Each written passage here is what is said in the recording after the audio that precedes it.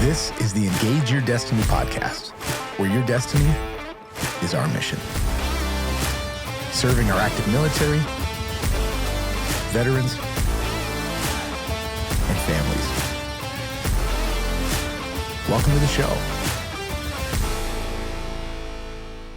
Hey, welcome back to the Engage Your Destiny podcast. I'm Ben Peterson, the founder and CEO of Engage Your Destiny, and I cannot wait to get to this interview today with Paul Jordan, who has served multiple combat tours in Iraq, in Afghanistan as a helicopter pilot. You guys are going to be blown away by this story.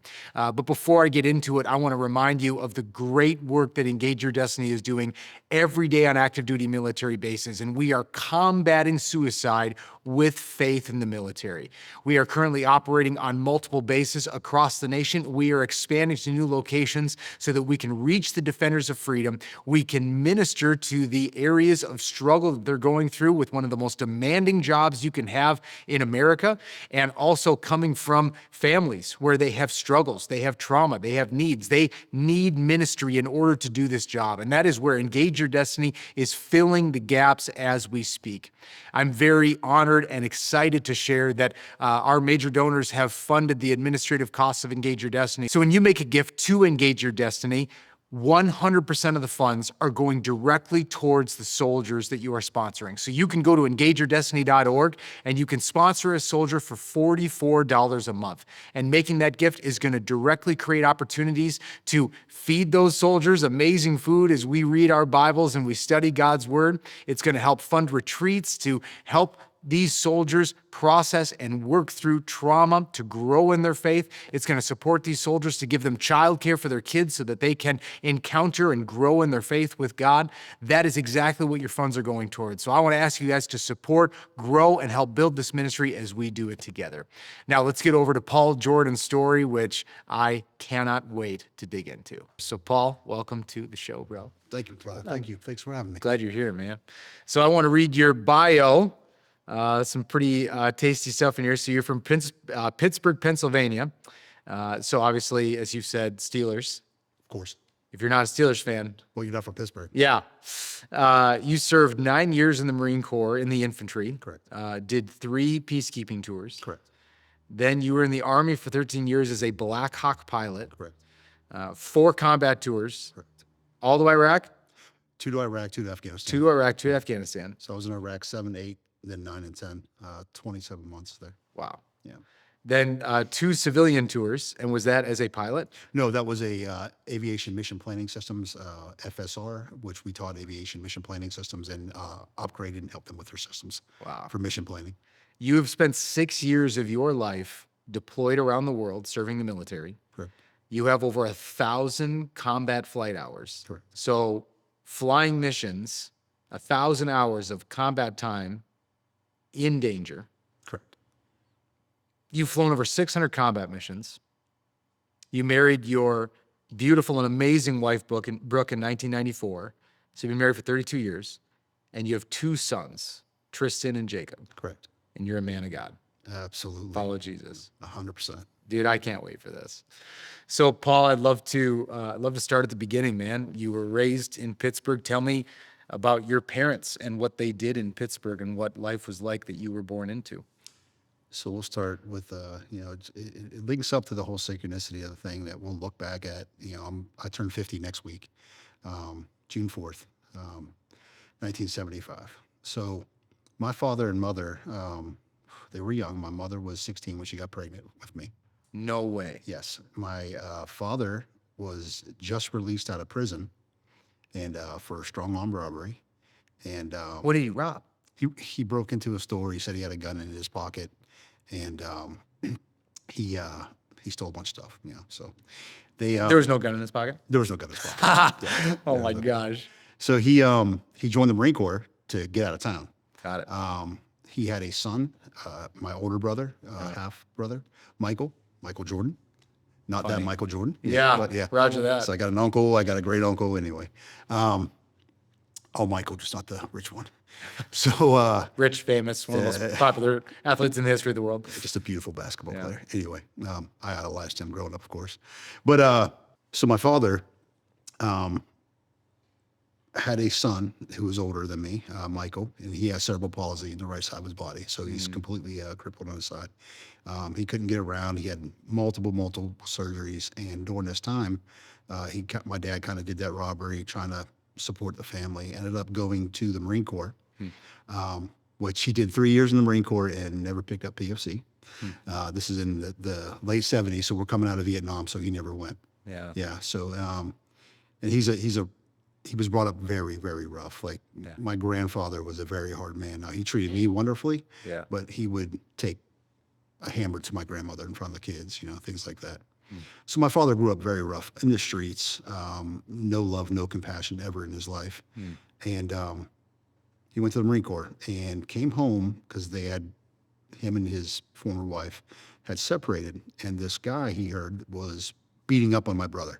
Yeah. In other words, he was like 2 or 3, maybe 3 years old at this point, 2 years old. And he was just making fun of him. My father heard about this, went AWOL, jumped in the car, drove up here, beat the heck out of the guy. And his former wife, the ex, Michael's mother, called the cops on my father and reported him for that robbery 3 years earlier. So the cops came and got him, took my father to prison. My father spent a year in prison of a 5-year sentence. And the reason my father was able to get out was because my Uncle Jack, who I'd obviously never met, was killed in electrocution style in one of the Pittsburgh steel mills. So my father was given a compassionate release and sent home. Well, this time is when he got with my mother, and they ended up having me. My mother got pregnant. Well, my mother was 16. And he's with a minor. He's with a minor. He's with what? Your dad was with a minor, your mom. Well, yeah. And I guess I never really even thought about that. Yeah, she was 16 at the time. So, Wow. And he's probably 23 at this point, I think it was. Yeah. Wow. So there was quite the age gap. So, my mother, at 16 had already had an abortion at 15. Wow. And her friend was talking her into getting another one. And they were literally on the way, and they stopped at a stop sign, and my mom just jumped out of the car. Said, I can't do this. I'm keeping this one. With you. That was me. So the grace of God was on my life before I even knew it. Just to come into existence, my Uncle Jack had to die. My father had to be released from prison, and my mother had to jump out of that car at the stop sign. So your dad's gotten out of prison. He's impregnated your mom. And did they make plans? Did they get married? Did they stick together? Yeah, how did that unfold? Shotgun wedding. Wow. Shotgun wedding. I was born a couple months later, and within the first year, they were divorced and separated. Oh my goodness. So then started the whole drama with the divorce custody battles, being drugged through the mud. If you grew up in a broken family, which I'm sure most of you guys have nowadays, it's each side's pulling for control. Yeah. Jockeying for position. It destroys the child. Yeah. And it made me very reclusive. It made me very closed off, and it made me very sensitive, which was a rough place to be, especially when you're 6'3" in 7th grade. Yeah. And you're a big guy. So what ended up happening to me is I turned to anger and violence. Yeah. And I was in fights all the time in school, and never really got into the alcohol and drug scene just because I shied away from those type of people. But violent, extremely dangerous, extremely. What did fighting look like for you? Like, are people picking fights with you, trying to pick on you, or are you? So no, so like for me, it was always I tried to be the defender. I always try to stick up for people. Yeah. Even in my incorrect actions, I was trying to do something for the good. I knocked a kid's teeth out. I did some rough things, all in the name of what I thought was good. But I'm sure that was what it was. Anyway, so moving forward with that, the division, the lack of love, the lack of compassion. My father was a very hard man. It was a different time, and was he around? yeah. Oh no, my parents were around. Both of them. They both fought for me. They both wanted me in their lives. I just didn't know why my dad really wanted me in his life, because I just seemed like a burden to him. Sure. But that I know now, looking back, as an adult and as a man and as a father. My father was just a man trying to figure it out as well. And Right. he was a young man, and my mother was even younger. So the things I used to blame them for when I was in my 20s and 30s, I understand. I see it with more Yeah. clarity now, Yeah. because I can relate to those situations, living my own story with my own Yeah. sons. But so moving forward with that, my life was torn between church hurt and division of family, slight abuse. I wouldn't call it abuse, but my father was a hard man. He used fists, he used hands, he used whatever he can grab, and it was just the way it was back then. Everybody, got a whooping every once in a while, but sometimes my dad would just black out and go a little rough. Did he use drugs and alcohol? No, my dad. So he did when he was younger, of course, but by the time I came along, he had stopped smoking, stopped drinking, stopped doing drugs, stopped doing all that. He was just dealing with the physical hurt that he never dealt with. That here at Engage, that we are learning how to draw out of people. So he would black out in rage. Oh yeah, absolutely. Yeah, I got a couple stories later on about that. One involving the shotgun. So he very physical, very, very tough man. And but the thing about my father is I always knew that he loved me. I knew that he would lay his life down for me. So that goes a long way. There's a window of redemption there because of that, right? So my mother she was very young, of course, and then she got hooked up in this church that was, they were very fringe, and they were very tough, and they were a lot of false people living there and living in that church, and they try to do good things, but it brought upon a bunch of church hurt to me, and which ended up leading to my rebellion later on. Once I Give me an joined the example military. of like what church hurt looks like to you. Oh, so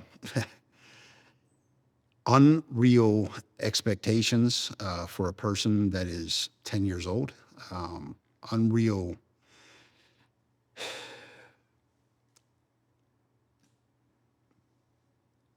They straight lied during these court battles, and they said some things that to my family, and I don't know to this day where they came from. People in the church during the court Yeah, battle. yeah. To my father and that side of the family, and I don't know where they came from, and I've never really talked about these things, but there were some serious accusations that were said about me that I just found out recently in like the last 2 years they were never true. Yeah. And so I lived with that my whole life, hiding that shame, hiding that embarrassment from this supposed sexual act that I had done against my sister. But then I come to find out that it was never real. I was young. I'm talking like 6 years old. So there's a custody battle happening. Yeah. And people in the church are accusing you of being sexually involved with your sister. Correct. And you're sitting there witnessing it and thinking for many years of your life that you've done that, Yeah. though you have no memory of it. Correct. No memory of it, but it's something that's always stuck there. Like kids are kids, and I don't even know where this came from. For but, sure. I believed it wholly, but I always wrestle with it. But man, I can't tell you how it really drove the way that I reacted to everything and everybody. And this hurt was, like I said, man, I say 2 years.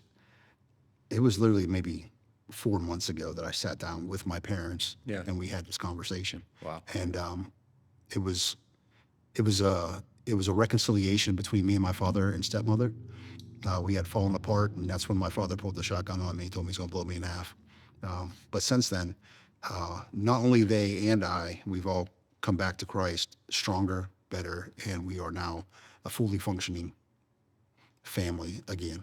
How old were you when your dad pulled the shotgun on you? Oh, that was just a couple of years ago. I was already retired, so I was probably mid-40s. You're in your mid-40s. Yeah. And what's the setting? You're at his house, your house? We were at his house. This kind of gets into everything with Jacob and that entire story with my son's alcohol and addiction issues. Yeah. We were up there trying to get some assistance. I was at my wit's end, and so we got into an argument about something that he perceived one way or something that he was told, and that wasn't the truth either. My father, like I said, angers very quickly. Yeah. And before Quick I knew anger. it, he picks up a 2x4, comes at me with it. I take it off of him. He comes at me with a rake. I take it off him. I guess his next thing to go to was the shotgun because the other things didn't work. And he comes out and he racks around and he aims a shotgun at me and he's like, I'm gonna blow you in half if you don't leave my property right now. I'm like, okay, all right, Dad, I'll leave. And that was the last time I spoke to him for about like 2.5 years. So, all right, Dad, I'll leave as you are threatening my life with a gun. Yeah, I mean, you know my background. To me, it's not the first time I had a gun pulled on me, and I didn't think he'd ever do it, and I wasn't fearful at all at the time. It was just he was making a power play. But the thing that scared me was that actually in this talk we had about 4 months ago, he was like, I don't remember any of that, Jeez. and I was like, maybe I shouldn't have been so confident. Blacks out with rage. Yeah. So going back to yeah. coming into teenage years, hormones, Mm-hmm. drive, you're fighting, you're trying to find an identity, and how did it progress? Yeah. So NWA came into my life in the late 80s. NWA? Yeah. The band? Yes. Oh my gosh, funny. Came into my life, and I became a hard thug. I thought, In Pittsburgh? yeah. Yeah. Well, outside of Pittsburgh. So Yeah. I say Pittsburgh. We live about 35 minutes northwest of Pittsburgh. Sure. And I lived on a farm. I grew up in a dairy farm, milking cows and baling hay. But Sure. the town was just right down the road for us. Matter of fact, it probably takes me about as long to drive to Walmart now where I live than it does to get to Pittsburgh from there. So grew up on a farm. So I was big. I was strong. I was 6'3" in the 7th grade and about 180 pounds. And played basketball and football, and so that part of it was good. But the rebellion started. The music came in. The rebellion started. I started getting into a lot more fights. The anger started setting in. My father couldn't control me, so he would lose his temper more, which led to more beatings, which led to more incursions. So as we move forward, senior year comes around, and I'm looking at scholarships to go play D1 football, and my plans all changed in an afternoon practice. I went to help the JV kids, me and a buddy of mine, that were walking off the practice field, and one of our coaches was like, "Hey, Paul, hey Chucky Noah, that was his name, Chucky Noah, come on over here and show these boys how it's done." Mike Wickline was his name, and he passed away as well. He had an accident on a treadmill, fell and died on a treadmill. Terrible. But so we walk over there. Long story short, we do our thing. I plant my arm. Chucky hits this kid, blows him off his block. He lands as I put weight on my arm, and I have my Jackie Chan moment. I look up, and my arm's bending the wrong way. Oh my gosh. Yeah. So, like any teenage boy, I just started screaming like a girl. Yeah. And they ended up taking me away, and they thought I was dislocated. I remember that my coaches, like Wickline, was like, "Relax, it's just dislocated." No, it wasn't. That little bone was snapped off, and my arm was bending the wrong way. So that ended my football aspirations. So you asked about how I joined the military. Well, that's it. So my dad was a Marine. So I'm like, let's be a jarhead. He always had such an affinity for the Marine Corps, and still does to this day. Yeah. So I'm like, okay, let's do this. To my parents' chagrin. And I was just ready to get the heck out of there. Yeah. It didn't matter if it was college. It didn't matter if it was the military. It didn't matter what it was. I had to get away. Yeah. In this time, my parents were still always in and out of the church. They never led the life. They faked the life, like so many people do. They go to church and they were empty inside. And so they would try to, but they just fell short. So I was ready to go. I left, and I joined the Marine Corps. And prior to that, sorry, let's back up a little bit because I met Brooke. 2 years prior to me leaving, we dated for 2 years before we got married, before I left to the Marine Corps. I met her at church camp I was working at. I was doing dishes. My stepmom was cooking. I was doing dishes, and we loved going there. It was about 2 weeks a year. Yeah. And I'd known her. She had actually dated a friend of mine the year before, and they were actually at my house. I have a picture of them making out over by a tree in my yard. Funny. Yeah, not really. Yeah. But I had some hard times with that when I was a kid, but now it is very funny. And I actually picked up a rock, and there was a bee nest over by those two. And I don't even know why I did this. To this day, I don't know why I did this, because they were both my friends. And I threw this rock and hit the bee nest, and all the bees came out. And the other kid ended up getting stung twice, and they ran away, and they stopped kissing. So, yeah. So even back then, I guess I was protecting her and didn't even know it. So the rock of my life, other than Jesus Christ, because he put her there, is my wife, Brooke. Yeah. She, without her, I wouldn't be here. I wouldn't be the man I am today. I would have never been a pilot. I would have, well, who knows? Yeah. Who knows? It wouldn't have been good. Yeah. Because I'd have left to my own devices. And as you'll hear here in a minute, when I am left to my own devices, things got bad. Yeah. So I met her, and we started a relationship, and she's the only woman that I've ever been with for 32 years.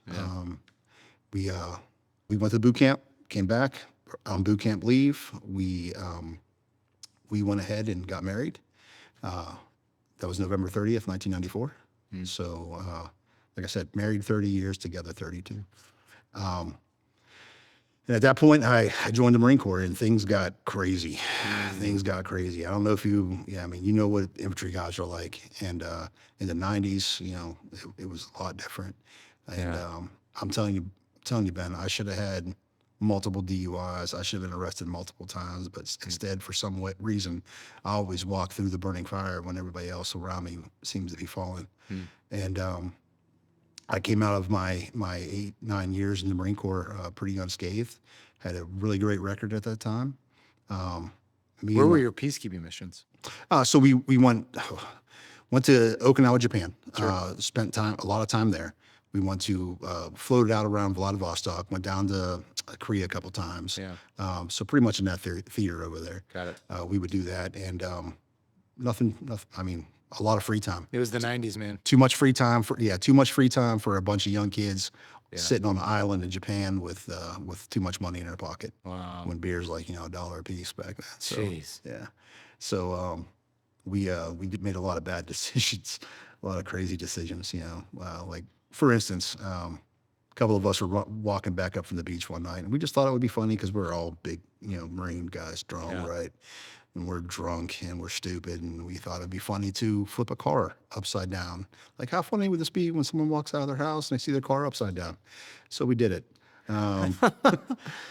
We would have manhole cover throwing competitions. We'd just go around finding the manholes and just see who could throw them the farthest, who could roll them the farthest, who can get some air on them. Just silly, stupid Marine things, man. Wow. And lots of drinking, lots of fighting, and just going the wrong way in my life in general.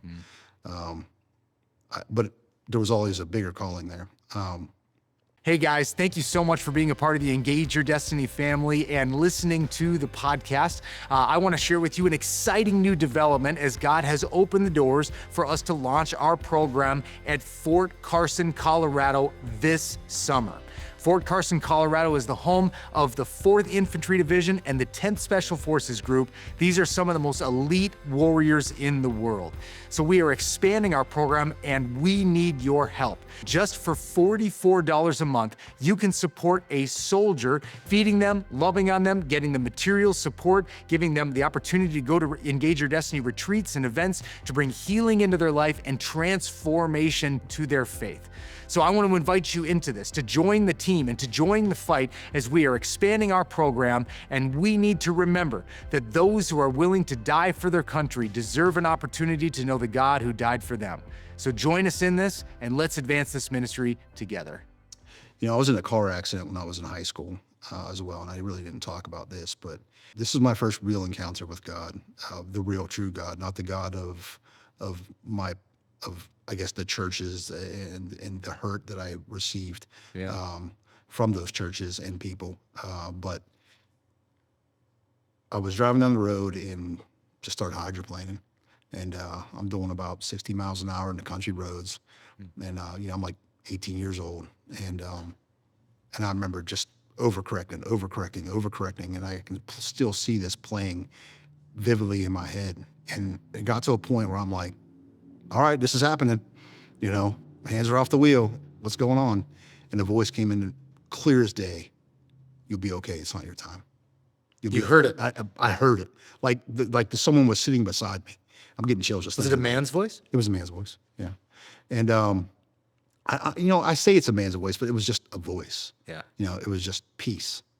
And so whatever, here we go. And I was in this Ford LTD, this big, huge monstrosity of a tank of a car. Yeah. And this thing just rolled down the hill and took out trees and everything else. And I end up upside down like this, sitting there. I had no seatbelt on, by the way, a piece of wood. The only scratch I had was for some reason, my dad had a log in the back seat and it hit me in the head. And so I had a little scratch there and I'm bleeding. Wow. And I walk out of there and I'm looking at the car. I'm still sitting there, actually in the car. I'm still sitting there, and Pearl Jam's still playing in the cassette tape. Yeah. Everlong? So, yeah. So I get out of the car. I'm like, what the heck? And I walk up to the side of the street, and I'm looking down, and some guy comes running down from his house, and he's like, "Is that guy okay?" I'm like, "Am I here?" I'm like, "I think so." It was me. And is there another guy in there? Yeah. It's like, oh, I hope not, because maybe I'm not selling my body right now. But anyway, so that was the first time I truly felt that there was something truly out there bigger than myself. Jeez. But that didn't change you. It did not. It did not. But it was one of those seeds that started growing, and it took another 20 years for it to actually bloom. Long time. But I had to walk through that to get to where I am now. So walking forward, how'd you make the decision to go from Marine Corps to Army? Well, Top Gun came out, I always wanted to be a pilot. Who didn't, Wow. Spinning that ball on my finger, overhand serve. I was Tom. I was Iceman. Yeah. Yeah. So, always liked Iceman, ice cold. So anyway, that was always in the back of my mind. I was in my first enlistment when someone had told me about the warrant officer package for the Army. I was like, oh man, I want to do that. Just wasn't the time of the season, and ended up re-enlisting. And then towards at the end of my second enlistment, I said, I'm either going to stay in the Marine Corps forever or I'm going to take a swing at this. Yeah. So now's the time, and I got out. My buddy was the career planner at the time. He's like, look, man, you're I can send you somewhere away from the unit. You can take a break. I'll give you anything you want. And I'm like, no, I think I'm gonna go ahead and take this swing. He just kind of scoffed at me. And I'm like, okay. Yeah. I came back and seen him after I graduated, warrant officer flight, the flight. Hey, I did it. Yeah. Hey, man. Hey. Heels together. Come on. Yeah. So anyway, his name was Jason Martin. Jason, if you're watching, hey. Jason was a really good friend, really good guy. Is. Anyway, so moving forward, that enlistment came to an end. Me and my wife had been struggling. What did struggling look like? Yeah, struggling looked like a bunch of drinking, a bunch of fighting, putting myself before the family, putting my wants, needs, and desires before the family. And had you had kids yet? yeah, oh Wow. yeah. So you had two little boys. Two little boys, and I was still going out and partying and drinking and leaving her home alone with them. Wow. And just completely self-centered, right? Completely focused on the I. And that'll play a big part of my entire story going forward, is it was always about me. And that had to change. So I finally separated. I walked out and I moved back home to Pennsylvania. Saw my parents and every once in a while, still just kept them at arm's distance, and started my package. Well, it got to a point where 6 months turned into a year turned into a year and a half. And are you in the military? I am completely out. So you're just trying to get your packet going. Correct. Wow. Get my How are you package making money? going. I was driving a truck, like a dump truck, under the table for cash at this time. Yeah. And so, and my wife, again, she was a nurse. She was a nurse right when we got married. And so she's holding the family together again. She does that. You'll see that's a theme of our relationship. She continued to hold us together, even though I was losing my mind, falling into depression. At this point, I have a tendency to gain weight easy, so I started gaining a little bit of weight, getting out of shape. This is not where I need to be. Yeah. And finally, we had the conversation, like, let's move back down to like the Camp Lejeune area. Let's get out of this civilian your hellhole here. Yeah. Everything that went bad for your life, started here. Let's remove that from the equation. So we moved back down to Jacksonville, North Carolina, and just being around that got me reinvigorated and motivated again. Yeah. So I hit the packet really hard, and I remember there was one day before we moved down there, I was sitting on the edge of the bed and like, I missed my chance. I missed my window. Yeah. This is it for the rest of my life. Man, did I mess it up. Yeah. And only through her encouragement and her ability to listen to his word and follow the heart that he has given her, did we end up sitting here today. So go to all of a sudden, the packet is in, and I get the word, and you're not selected. Oh. So I'm driving to the recruiters. I'm going to the Army recruiter. I'm like, just put me back in the infantry. Yep. I don't care at this point. I'm done. Yeah. I am literally at the Walmart right beside the recruiter's office on my way over there. And my wife calls me and she's like, stop, just go home. I'm like, no, I'm done with this. She's like, no, stop, just go home.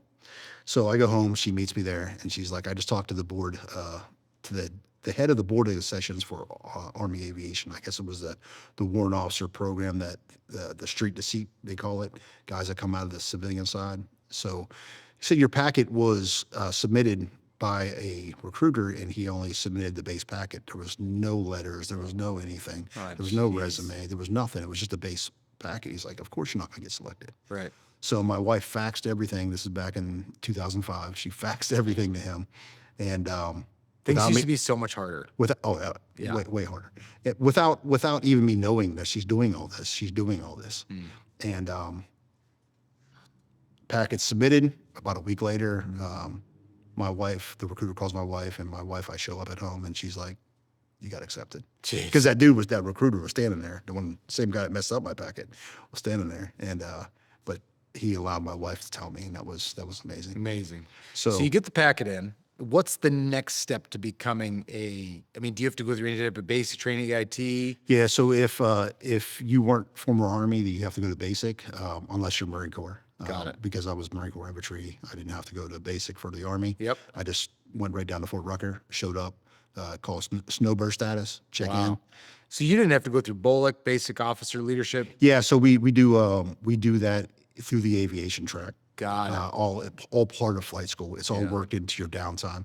So you'll be doing aviation, so like your basic, learn how to hover stuff, right? Yeah, yeah. You'll come out of that, you'll have a gap between your next aviation course, flying course. So they'll throw you into WOBC or into some other SEER school, Yeah. for instance, was another one that they did. So my wife and I moved to Fort Rucker, and we show up there, and I'm in snowbird status, and man, life is good. We go through warrant officer school. We go through, and well, let's say we got to selection time for aircraft, and I remember I'm coming out of the infantry, man. I want to fly Apaches. Apache guys will get mad at me, but they know it's true. They always say that we wear the skirts, but we're the ones sticking in the dust while they're up there flying at 10,000 feet. Yeah, it's true. Yeah, I love those guys. You guys actually land to pick up stuff in bad settings. Exactly. And they'll tell you the same thing. They know the truth, and just like I know the truth about them, I would never go in there if they're not up there. So, Right. Yeah, but so flight school, everything went well. Selection came around, and of course, I put Apache number one, and I get to selection, and Apaches are off the board right away. I'm like number 3 in my class, so it's not like I'm down on the OML. I'm pretty high up there. And so I had 58s next. Thank God I didn't get 58s. What's a 58? OH-58, the little, not the little bird, but the smaller aircraft that we used to use that used Yeah. to be a gunship as well. Got it. The ones that would draw the little grease pencil so they can aim their guns as they're diving, Wow. like straight up old school. Yeah. And a bunch of my friends flew 58s, and what an amazing mission they had, but what a dangerous and underpowered aircraft it was too at the time. And that's why it's no longer around. So wasn't selected for that, way too big for it anyway. And so on my selection sheet, I had Apaches, OH-58, I'm sorry, not OH-58, the Kiowa Warrior. Then I had 47s that I literally put this on there. Weather balloons, kites, paper airplanes, Blackhawks. Stupid, right? Oh my gosh. How stupid is that? So dumb. They gave you Blackhawks just to spite you. Yeah. So I get to my first unit in Germany, and it's immediately walking out the door to a 15-month deployment. Wow. I'd done 6-month deployments before in the Marine Corps. Now I'm walking out to a 15-monther. And you want to talk about anxiety. You want to talk about stress. What year was this? That was 2007. So it's 2007. War in Iraq is raging. Yes. And we're going to Baghdad. And you're going to Baghdad to the Green Zone to buy up? So we were in buy up. We started off up in, well, let's say we work at our way from the north to the south. We did about 3 different places, about 4 months, 5 months, and 6 months. And I'm drawing the blank, Bagram. So we started off in Bagram, then we moved down to Taji. From Taji, we went to buy up. So we supported all 3. So Balad. Same AO. You were in Balad first. 'cause Correct. Bagram's in Afghanistan. Did I say Bagram? I meant Balad. Yeah. So Balad. Thank you. Down to Bayop, then down to Taji. Correct. Wow. So started off there, and that's welcome to the unit, and this is what we do. I mean, no better way to learn how to fly than in combat, right? So And what was your mission when you got there? What were you flying? What was the purpose of your flight? so we were in an assault unit, and we did a rotation. We do days, which was butt and trash, moving people around, right? We would then go to a night or a mixed shift for a month, and then we go to the assault cycle. Well, they're not going to put me on assaults right away because I'm brand new. So later on in the deployment, we'll get to some of that. But the first one was just figuring out how to fly the first couple months, how to fly, how to do dust landings, how to do all the What's a dust landing? well, landing in dust. So dust, as you come in, as you get about 100 feet off the ground, you're going to start kicking up dust on the ground, right? And you're coming in slow and low. It's a technique to where you come in, keeping a constant angle, a constant rate of approach, and it's finesse. It's just feeling that tail wheel because you're going to lose sight. You're trying to keep the dust behind you, behind your doors. But at some point here in this process, hopefully after you feel your tail will hit, you're going to lose sight of the ground. You just have to level it. It's a little technique that you use and just a learned skill. But the Army does it really well, better, especially the Black Hawk community and the 47 community. Now they have a hover down technique. It's a little bit different. They're using onboard systems to mitigate that risk. Absolutely use it. So you're just learning how to land in dust, which obviously Iraq is very dusty. So you're learning how to land in dust, and you're doing daytime flights. Yeah, at first. And then how did they progress you? Yeah, so there's a whole progression that you have to go through. There's 3 different levels, RL3, RL2, RL1. So you get to the unit, you're RL3, you meet these certain standards, you move to RL2. Once you hit RL1 and you're checked off with all the tasks, you have to do your environmentals. Your environmentals are dust landings, more advanced stuff. Once they feel comfortable with that, then they'll sign you off and you can go out and start flying with a regular pilot in command versus an instructor pilot. And did you do all this in Germany or in Iraq? No, I did all that in Iraq. Oh my gosh. So you're going through your qualifications on how to become like a fully set up pilot in a combat zone? Correct. I'm learning how to fly in a combat zone. I've only done flight school before that. So before you did any assault missions, did you ever get shot at flying around? Oh, yeah. I think it was our first mission that we took off base when I'm just flying with an IP, still RL. What's an IP? Instructor pilot. Okay. Yeah. So I'm flying with an IP, and we take off right off of Balad there, and we got rounds coming up our 6. It was just every day. Someone's shooting an It AK was the surge. like shooting an AK-47? Yeah, AK-47 is usually around the bases. Well, once we got into Baghdad, it got a lot different, you know. So Different, worse or better? different, worse. I mean, you know, Baghdad, especially Sadr City during that time, was a hornet's nest. If you remember, I believe you were right there at the same time I was. We cordoned off all of Sadr City. We literally call it the baseball field, home plate, first base, second base, third base, where we going that day.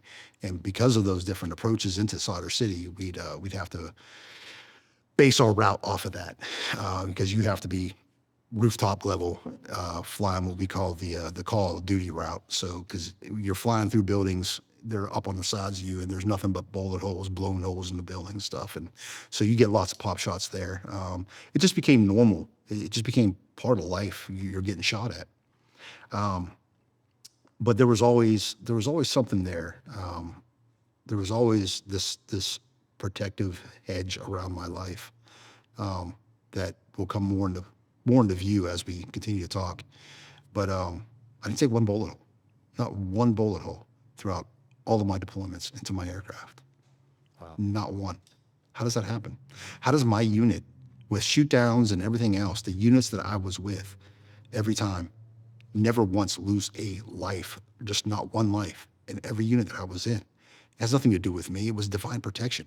It was protection for the individuals and the soldiers that were there. And I don't understand it, and I don't know why, because it seemed like as soon as they left, things happened. I had so many buddies shot down. I had so many buddies that died in accidents, that died all over the world, and for multiple different reasons, whether it's training, whether it's shoot downs. And I didn't understand why that favor and grace was put on our units. But it continued. And it wasn't just one time. It was the second time, the third time, the fourth time, through 2 rotations as a civilian. And it's just because God had bigger plans, not just for me, but for probably many people in that unit. Would you ever get rockets shot at you? Oh, yeah. I mean, that's, again, I don't want to oversell this and hype this up, because it just became daily life. In Baghdad, especially, during the surge, it was daily. You know, your RPGs, ticks happening down below you, JDAMs getting dropped over there, pop-up RASs, it was just a hectic life, And what was once you got fully, like, what's an assault mission when you're flying in a Black Hawk? All right, so we're same thing as the 47s did in Afghanistan. We would load up, 10, 12 people, and per aircraft, we have up to 10 aircraft. Like the one night in instance, this was my first air assault that I got to do as a junior pilot. I was with an instructor pilot, and we were flying about mid-pack, and it was like, hey, we have a mission, we have it now. We jumped across on buy-up over to the 5th Group compound, picked those guys up, did a quick brief with them, picked them up, took off, and we lose one of our DECs, so we lose electronic control of the fuel at this point, and the number, I think it was the number 2 engine, and so this is my first air assault, and we're with 5th Group, and they've got all their toys, and I'm like, oh, this is awesome, and then next thing you know, we're in the middle of an emergency, and because of the brilliance of my instructor pilot, he put me on the controls and just sat there and managed that throttle the whole time with his arm, keeping the rotor where it needed to be. We didn't abort the mission. We went into the LZ like that and dropped these guys off. And afterwards, we came back, not a scratch. Not a scratch on the guys either? No, not a scratch. And those were always at night? Oh, yeah, absolutely. Assaults are always at night. We own the night over there. You know that. Just like 160th motto. I mean, we were all doing so many missions back then. 160th can't keep up. So they would use the parent unit that was there with the cap, and that was us. And so we were rocking right alongside those guys a lot of times. Did you ever do medevacs? Oh, yeah. Medevac was my last deployment. Hey guys, thank you so much for being a part of the Engage Your Destiny family and listening to the podcast. I want to share with you an exciting new development as God has opened the doors for us to launch our program at Fort Carson, Colorado this summer. Fort Carson, Colorado is the home of the 4th Infantry Division and the 10th Special Forces Group. These are some of the most elite warriors in the world. So we are expanding our program and we need your help. Just for $44 a month, you can support a soldier, feeding them, loving on them, getting the material support, giving them the opportunity to go to Engage Your Destiny retreats and events to bring healing into their life and transformation to their faith. So I want to invite you into this, to join the team and to join the fight as we are expanding our program. And we need to remember that those who are willing to die for their country deserve an opportunity to know the God who died for them. So join us in this and let's advance this ministry together. So second deployment was back to Iraq, and we did the VVIP mission there. So we were flying around generals. That's when I flew Biden for the first time. Wow. Funny story real quick if I got time. Yep. Here we are. I'm a newer pilot in command at this point. This is my second rotation. I've been a pilot in command for probably less than a year. And I've got an awesome guy flying with me, but he also is absent-minded. He was a great dude, Bo Wolferts. And Bo was on the controls when we were coming in, and I can't remember what I was doing, but I got sidetracked and I did not safe my CMOS, which is a system of self-defense on the aircraft. Okay. So we're coming in, and I didn't safe that thing, and there are things on post that'll set that off. And as I'm flaring to land at the LZ with Biden and his entourage sitting right here at my 2 o'clock, flares pop out my left, bounce off the tarmac, and smack off of the aircraft right beside me, just missing one of my crew chiefs. Scared the heck out of me, right? So I had the nickname of Ric Flair, and I heard a lot Oh my gosh, funny. I heard a lot of woos going on when I was walking around for the rest of the deployment. By the time I made it back, because this is the Vice President of the United States at this time, right? Joe Biden. And every ISR. Did you interact with him at all? What's that? Did you interact with him Not at all? that time. Later on, I'll tell you about it. Okay.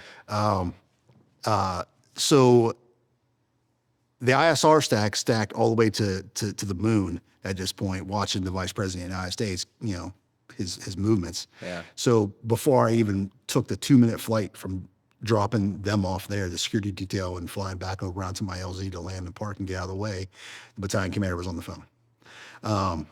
So I walk in and he's like, "Hey, Paul, we got to do better than this." I'm like, "Yeah, you ain't kidding, sir." Yeah. And, he had about a 3-minute conversation with me, and he's like, "Keep doing what you're doing. You're doing a good job." Yeah. I'm like, "Okay, thank you, sir." I'm like, "Boy, that went really well." Yeah. There's a reason it went really well. The week before, and I'm sorry, Mike, if you're watching this, but the week before he accidentally shot his PI in the leg, his pilot that was with him in the leg. How did you shoot him in the leg? Yeah, he was racking around to go out on a flight, and I think he just lost control of the weapon, tried to grab it, and, Oh my God. boom, shot the dude right there. And he It's was actually amazing how often that stuff happens. Yeah. Pre-mission. So he grabbed another guy, threw him in his aircraft, and still went and flew the mission. But he had grace in that moment, which could have been bad. It could have been really bad. Yeah. They could have made that a big deal, had I been Especially with the vice president watching. correct. And so anyway, it was a little funny story. The Ric Flair thing ended up going the whole deployment. It got a little old by the end, but Yeah. that's a great story looking back. Man, guys, what an incredible story we just heard from Paul Jordan and the incredible work that God is setting him up for. I can't wait for you guys to hear to part 2 and getting more into Paul's combat experience and him actually being in settings where he is flying in to rescue Navy SEALs and special operators as they are bleeding out and dying.